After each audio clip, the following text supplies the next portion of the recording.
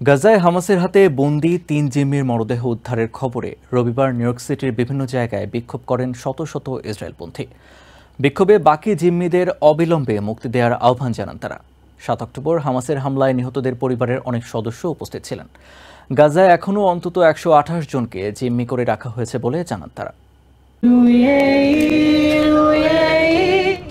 রবিবার বিকেলে new York সিটির সেন্ট্রাল পার্কে হামাসের আক্রমণে নিহতদের স্মরণে ও জিম্মিদের মুক্তির দাবিতে মেয়েকে নিয়ে বিক্ষোভে যোগ দেন জোহার টিরাস পল্ক।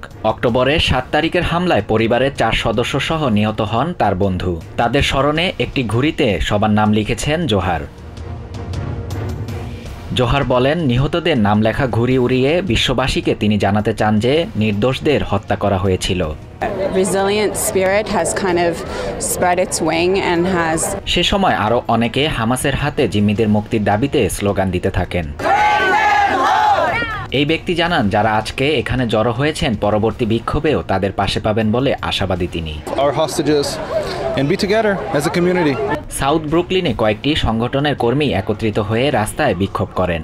এরিয়েল নয়মান নামের এই নারী বলেন, দীর্ঘ ৭ মাস যাবৎ তার সন্তানের বয়সী 2 ছেলেকে জিম্মি করে রেখেছে হামাস। জিম্মিদের মুক্তি না দেয়া পর্যন্ত বিক্ষোভ চলবে বলে জানান অনেকেই। আটকদের সুস্থ ও জীবিত অবস্থায় ফেরত চান তারা।